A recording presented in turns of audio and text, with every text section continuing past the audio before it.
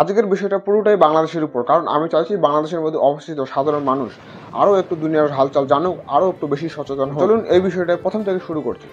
তোমরা প্রত্যেকেই জানো যে যখন থেকে বাংলাদেশের শেখ হাসিনা সরকার তাদের সরকার ক্ষমতায় হারিয়েছে, অন্তিম সরকার হিসেবে বাংলাদেশের চিফ অ্যাডভাইজার দায়িত্ব নিয়েছে মোহাম্মদ ইউনূস। তখন থেকে আজ অব্দি বাংলাদেশের মধ্যে যা যা ঘটে, শেখ হাসিনা সরকারকে সরিয়ে দেওয়া হোক বা শেখ মুজিবুর রহমানের অস্তিত্ব মিটিয়ে দেওয়ার চেষ্টাই হোক, অথবা বাংলাদেশের সমস্ত রকমের আন্দোলন, এই সব কিছুর পিছনে দায়ী থাকবে মোহাম্মদ ইউনূস। সে সবকিছু জানা সত্ত্বেও সে চাইলেই পারত এমন ধরনের কোনো ধরনের হিংসা প্রদর্শন সভা থেকে কিন্তু আটকাতে, কিন্তু সে নিজের ইচ্ছাতেই এমন কোনো রকমের প্রতিক্রিয়া দেয়নি যাতে বাংলাদেশের মধ্যে এই আন্দোলন থেমে যাওয়া তো দূরের কথা, বরং দিনে দিনে বেশি উৎপাদ হবে, বেশি সৃষ্টি হয়। তোমরা প্রত্যেকেই জানো যে যেই জিনিস যত তাড়াতাড়ি বৃদ্ধি পায় তার মূল্য কিন্তু তত তাড়াতাড়ি কমতে শুরু করে। বাংলাদেশের ঘটে যাওয়া কয়েক মাস আগের ঘটনা যদি বলি, যে রকমের আন্দোলন অশান্তির সৃষ্টি হয়েছে, আশা করা যায় পুনরায় একই গতিতে সেখানে আবার শান্তির বার্তা ফিরে আসবে। কিন্তু বর্তমান সময়ে বাংলাদেশের অবস্থা খুবই খারাপ, সেখানকার অবস্থা খুব একটা ভালো নেই। আর এই সমস্ত ধরনের ঘটনা আমি নিজে থেকে বলছি না, বাংলাদেশের প্রধান সেনা ওয়াকারুজ্জামান সে নিজেই বলছে।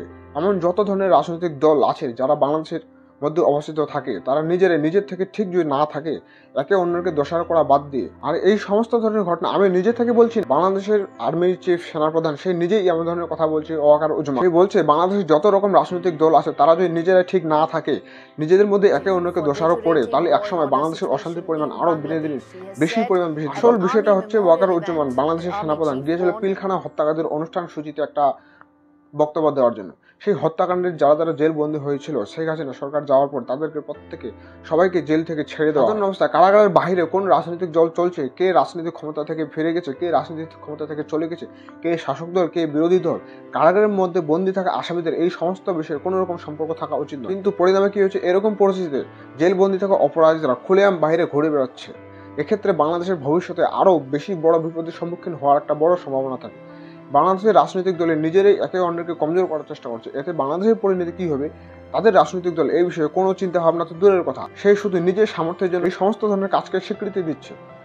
আজ থেকে শুধুমাত্র কয়েক আগের দিনের ঘটনা তোমরা যদি একটু ধ্যান দাও, এইটা হচ্ছে বাংলাদেশের ম্যাপ। এখানে দেখা যাচ্ছে যে বাংলাদেশের নিজের সব থেকে নিচের এরিয়া যে কক্সবাজার, সেখানে তাদের একটা বায়ুসেনার ক্যাম্প আছে। এই ক্যাম্পের মধ্যে থাকা আক্রমণকারী সেখানকার সাধারণ লোক বাংলাদেশের সেনা ক্যাম্পের উপর আক্রমণ করে, কারণ তারা চাইছে না বাংলাদেশের এই নিচের এলাকা যা কক্সবাজার, সেখানকার লোকের মধ্যে কোনোরকম সেনাবাহিনীর প্রভাবের মধ্যে। একটু আগেই বললাম যে এইটা বাংলাদেশের ম্যাপ, সব থেকে নিচের অংশ কক্সবাজার।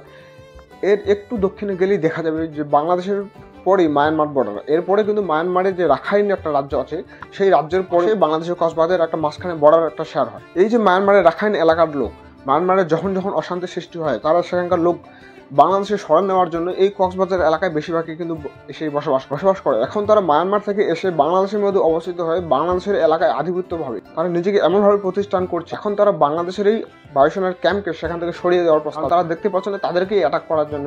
কারণ তারা চাইছে না যে বাংলাদেশের কক্সবাজারে কোনো রকম সেনাবাহিনীর প্রভাব সেখানে থাকুক।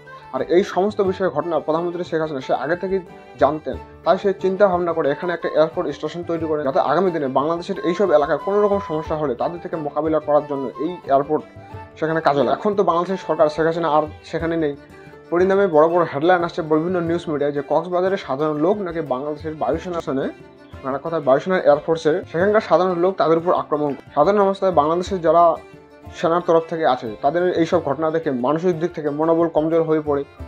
এটা শুধু বাংলাদেশের ক্ষেত্রে নয়, যে কোনো দেশের সেনার তরফ থেকে পৃথিবীর যে কোনো দেশে এমন ধরনের ঘটনা যদি হয়, সেনাবাহিনীর মানসিক মনোবল অনেকটা কমে যায়। তো যাই হোক, ঘুরে ফিরে একটা কথা বলবো, এখনো সময় আছে।